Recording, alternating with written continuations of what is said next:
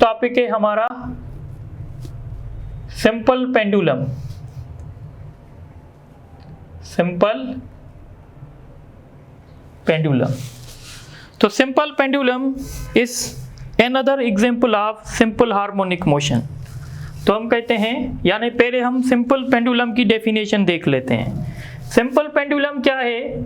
Simple pendulum आप ऐसे समझें, एक हमारे पास रिजिड सपोर्ट है और इस रिजिड सपोर्ट से हमने एक रस्सी हैंग की हुई है और इसके साथ हमने एक मास अटैच कर दिया है।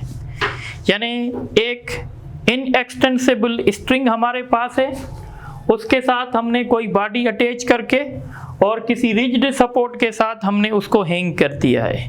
अब ये हमारा कहलाएगा सिंपल पेंडुलम, ठीक है। So it consist a spherical bob which is hanged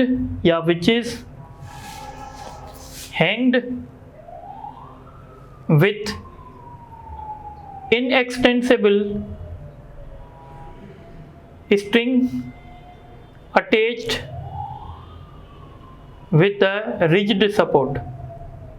तो ये बेसिकली सिंपल पेंडुलम की डेफिनेशन हुई। क्या है इसमें?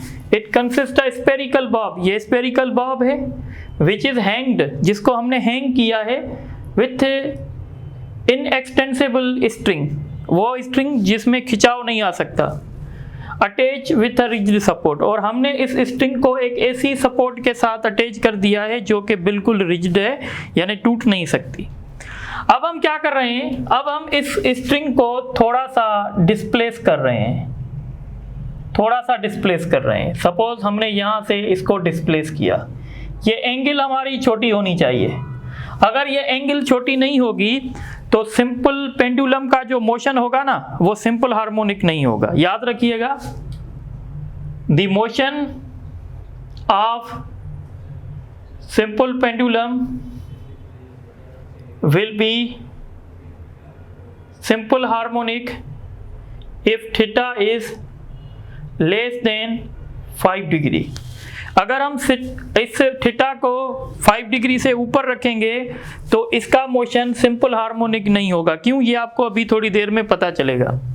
तो अब हम क्या करेंगे, यहाँ पे ये जो हमारे पास होगा इसको हम रिजॉल्व करेंगे, ठीक है।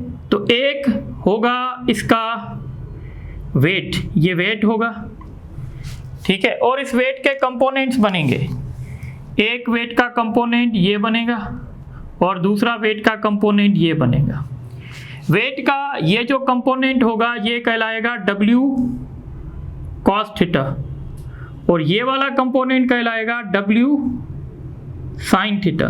ये वाला जो कंपोनेंट है वो टेंशन के साथ बैलेंस हो जाएगा। बाकी जो W sin थीटा है ये इसमें सिंपल हार्मोनिक मोशन प्रोड्यूस करेगा। तो आपसे दो क्वेश्चन करेंगे कि सिंपल हार्मोनिक मोशन में वेट का कौन सा कंपोनेंट टेंशन के साथ बैलेंस हो जाता है। So the W cos theta component of weight is balanced by tension, यानी T is equal to W cos theta। The W sin theta component of weight is responsible for simple harmonic motion in pendulum, simple pendulum। तो इसलिए हम कहेंगे जो net force हमारा होगा वो mg sin theta होगा। ये वो कंपोनेंट है जो इलास्टिक रिस्टोरिंग फोर्स प्रोड्यूस करेगा, यानी ये वो फोर्स है जो बॉडी को मीन पोजीशन पे वापस ले आएगा। तो इस तरीके से नेट फोर्स का फार्मूला ma होता है mg sin थीटा, m के साथ कैंसिल हो जाएगा। अच्छा, आप ये देखें, अगर आपने यहाँ से लेकर यहाँ तक अगर आपने डिस्प्लेसमेंट लेकर आए हैं x या x नॉट, आप इसमें डिस्प्लेसमेंट ले आए हैं और इसकी ओरिजिनल लेंथ जो है वो l है, तो हम एक फार्मूला पढ़ते हैं मैथमेटिक्स में। एक फार्मूला होता है कि जब जब थीटा बहुत कम होता है, when theta is very much less, ठीक है, means theta is less than 5 degree, तो इस केस में साइन थीटा जो होता है वो थीटा के बराबर होता है। और थीटा आपको कैसे मिलेगा? थीटा आपको मिलता है, जैसे आपने पढ़ा था formula S is equal to R theta, तो एस आर्क लेंथ होती है, तो ये एक आर्क लेंथ है, इसको मैं एक्स नॉट से शो करूंगा, और रेडियस जो है वो इसका एल होगा और ये थीटा, तो इस फार्मूले से थीटा किसके बराबर होगा? एक्स नॉट अपॉन एल के बराबर होगा। तो इस फार्मूले से मैं क्या करूंगा कि साइन थीटा की जगह पे एक्स नॉट अपॉन एल रखूंगा, तो एक्सेलरेशन जो होगी वो g upon L into x naught, ये दोनों चीज़ें कांस्टेंट हैं, तो इसका मतलब है acceleration directly proportional to displacement हुआ। अगर acceleration directly proportional to displacement है तो ये कौन सा मोशन कहलाएगा? ये सिंपल हार्मोनिक कहलाएगा। देखें, ये रिलेशन तब बना है जब हमने थीटा को बहुत छोटा लिया है। अगर हम थीटा को बहुत बड़ा लेंगे तो साइन थीटा कभी भी थीटा के बराबर नहीं होगा और फिर हमारा ये रिलेशन नहीं बनेगा। अब आप इसको अगर कंपेयर करवाएं, जैसे हमने स्प्रिंग मास ऑसिलेटर पढ़ा था, तो उसमें एक्सेलरेशन क्या थी? माइनस के अपॉन एम एक्स नॉट। अगर आप कंपेयर करवाएंगे तो इसका मतलब है जहां पे भी के अपॉन एम होगा वहां पे हम जी अपॉन एल रखेंगे। तो इसलिए सिंपल पेंडुलम का जो टाइम पीरियड होगा, time period of simple pendulum, simple pendulum का जो टाइम पीरियड होगा, टाइम पीरियड का फार्मूला क्या होता है? T is equal to 2 pi M upon K. तो जहां पे एम अपॉन के होगा, जहां पे के अपॉन एम होगा, यानी इसका मतलब है के अपॉन एम बराबर है जी अपॉन एल के। पर यहाँ पे एम अपॉन के है तो आप क्या रखेंगे? यहाँ पे आप रखेंगे एल अपॉन जी। तो ये फार्मूला बन गया सिंपल पेंडुलम का। इसका मतलब है कि सिंपल पेंडुलम का जो टाइम पीरियड होगा वो डायरेक्टली प्रोपोर्शनल करेगा लेंथ ऑफ द पेंडुलम पे। अगर आप सिंपल पेंडुलम की लेंथ को इंक्रीज करेंगे टाइम पीरियड बढ़ जाएगा, अगर आप इसकी लेंथ को डिक्रीज करेंगे तो टाइम पीरियड कम हो जाएगा। सिंपल पेंडुलम का जो टाइम पीरियड होगा वो इनवर्सली प्रोपोर्शनल करेगा जीप से।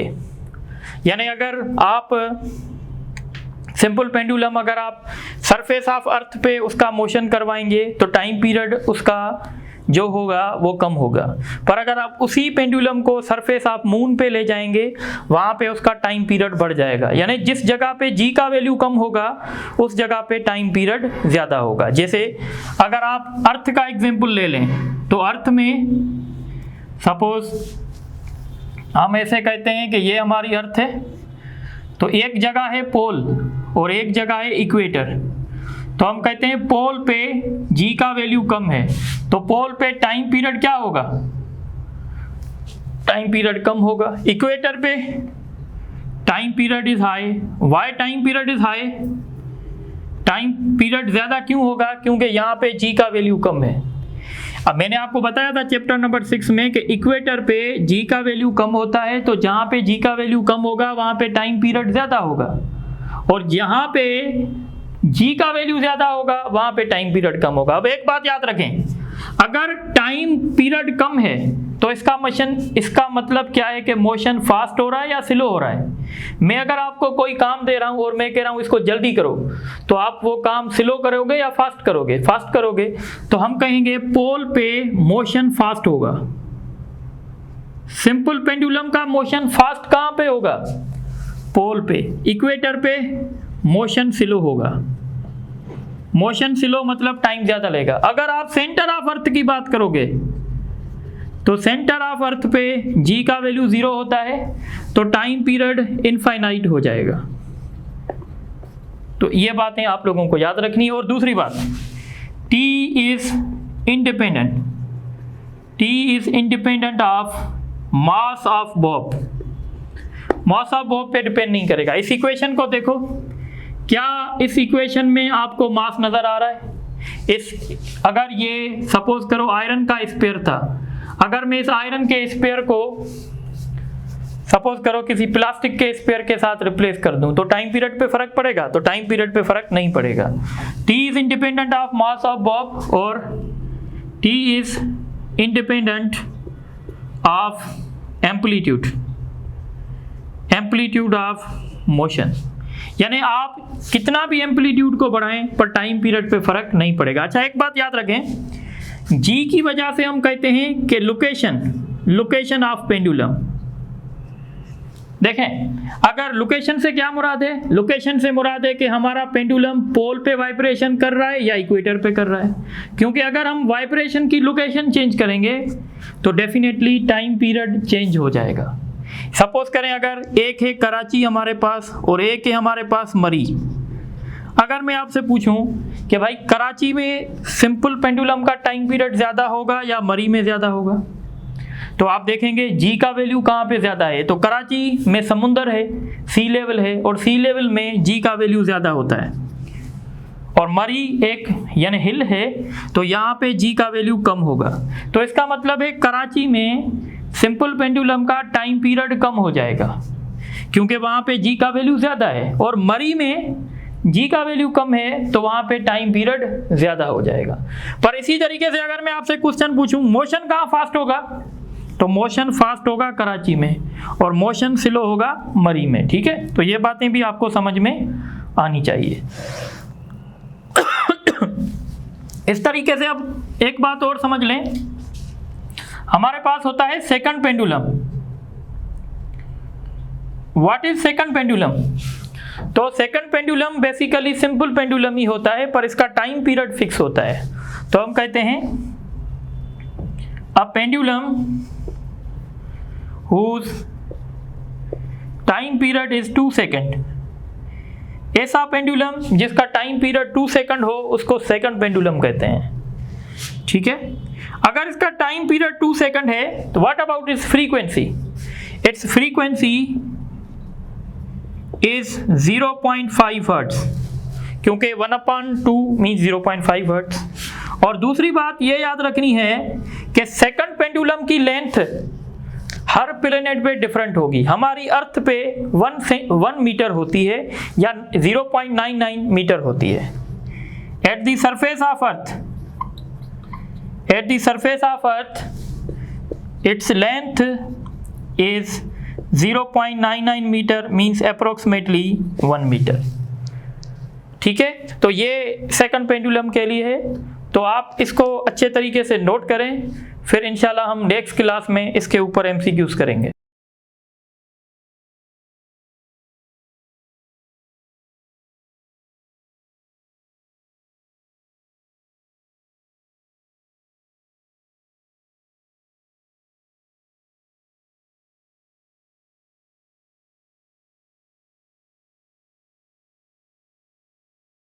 अच्छा, आप ये कुछ एमसीक्यूज देख लें। एमसीक्यू से the time period of simple pendulum can be increase bye.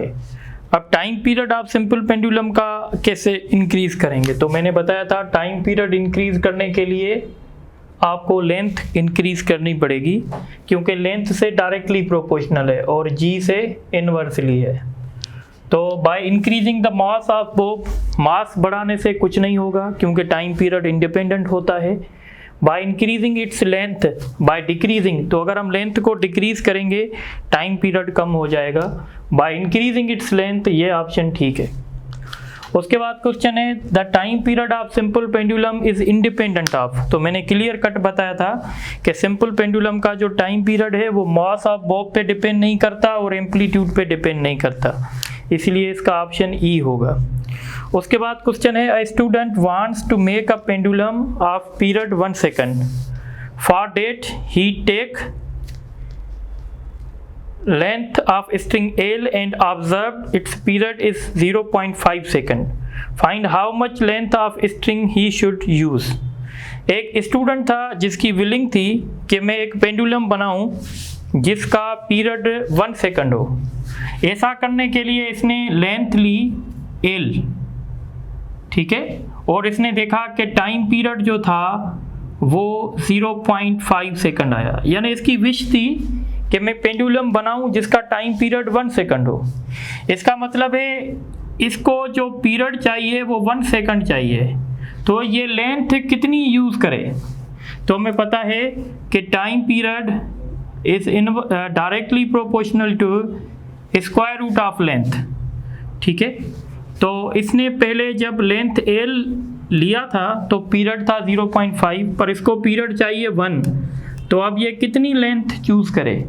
Squaring on both sides करेंगे, ये 0.25 हो जाएगा, ये 1 होगा, इसका स्क्वायर रूट कैंसिल, तो 0.5 L2 is equal to L। इस तरीके से L2 बराबर होगा L डिवाइडेड बाय 0.52, तो ये 4L हो जाएगा। इसको आप कॉमन सेंस से भी कर सकते हैं, यानी उसको जो टाइम पीरियड मिला है वो हाफ मिला है। अगर ये टाइम पीरियड को डबल करना चाहता है तो टाइम पीरियड को डबल करने के लिए इसको लेंथ 4 मरतबा इंक्रीज करनी पड़ेगी, क्योंकि स्क्वायर रूट्स का रिलेशन है। तो इसलिए हम कहेंगे कि इसको लेंथ 4 मरतबा बढ़ानी पड़ेगी, यानी इसको लेंथ लेनी पड़ेगी 4L।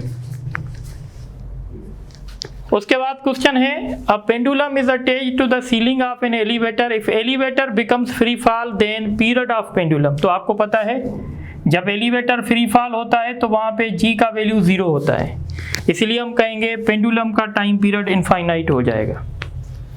दूसरा क्वेश्चन है, the period of simple pendulum is maximum. Simple pendulum का पीरियड मैक्सिमम कहाँ होगा? सॉरी, मिनिमम होगा पोल पे, क्योंकि पोल पे g का वैल्यू ज़्यादा होता है। Which of the following component of weight is responsible for simple harmonic motion in simple pendulum? तो मैंने बताया था mg sin थीटा। उसके बाद क्वेश्चन है, a pendulum is attach to the ceiling of an elevator if elevator is ascending with uniform acceleration. Ascend करना मतलब ऊपर जाना, और आपको पता है जब एलिवेटर ऊपर जाता है तो एलिवेटर के अंदर जो बॉडीज होती हैं उनका अपीरेंट वेट बढ़ जाता है, यानी हम ऐसे समझ सकते हैं कि एलिवेटर के अंदर ग्रेविटी बढ़ जाती है। तो जब एलिवेटर के अंदर ग्रेविटी बढ़ जाएगी इसका मतलब होगा एक्सेलरेशन ड्यू टू ग्रेविटी बढ़ गई। अगर एक्सेलरेशन ड्यू टू ग्रेविटी बढ़ जाएगी तो सिंपल पेंडुलम का टाइम पीरियड डिक्रीज हो जाएगा। Find the period of pendulum whose length is 25 centimetre. अब ये थोड़ा सा ट्रिकी है, देखें आप ये रिलेशन ही यूज करेंगे। आपको पता है अगर आप ऐसे सोचें कि अगर आपके पास सेकंड पेंडुलम होता तो उसकी लेंथ क्या होती? उसकी लेंथ 100 सेंटीमीटर होती, और उसका पीरियड क्या होता? उसका पीरियड 2 सेकंड होता। अब आपके पास लेंथ कितनी है? 25 सेंटीमीटर की, तो अब आप पीरियड बताएं। एक तो कॉमन सेंस से कर सकते हैं कि अगर आपने लेंथ को 4 मरतबा कम कर दिया है, 100 को 4 मरतबा कम करेंगे तो 25 होगा। अगर लेंथ आप 4 मरतबा कम कर रहे हैं तो टाइम पीरियड आपका हाफ हो जाएगा, यानी 2 सेकंड से 1 सेकंड हो जाएगा। आप इसको कर भी सकते हैं T1/T2 L1/L2। तो पहले आपने अज्यूम किया सेकंड पेंडुलम, उसका टाइम पीरियड था 2, उसकी लेंथ थी 100। अब आपने लेंथ ली है 25, ठीक है। अब उसका पीरियड क्या होगा? ठीक है, तो ये 1 हो गया, ये 4 हो गया, 4 का स्क्वायर रूट 2 होगा, तो 2 से या क्रॉस मल्टीप्लाई करें तो t is equal to 1 second, यानी इसका पीरियड 1 सेकंड होगा। लास्ट क्वेश्चन देखें आज के लेक्चर का। The period of pendulum becomes double at the surface of new planet. किसी प्लेनेट पे पेंडुलम का टाइम पीरियड डबल हो गया है। Then at new planet acceleration due to gravity. इसका मतलब है अगर उसका पीरियड डबल हो गया है और हमें पता है time period is inversely proportional to g, इसका मतलब है वहाँ पर जी का वैल्यू कम है। कितने टाइम्स कम है? कितने टाइम्स वहाँ पे जी का वैल्यू कम होगा? अगर पीरियड डबल हो गया इसका मतलब है जी का वैल्यू वहाँ पे 4 टाइम कम होगा। तो इसलिए हम कहेंगे 1/4 as on the surface of earth. तो इसका ऑप्शन जो है सी होगा। तो इंशाल्लाह बाकी जो हम डिस्कस करेंगे नेक्स्ट लेक्चर में करेंगे। Thank you very much.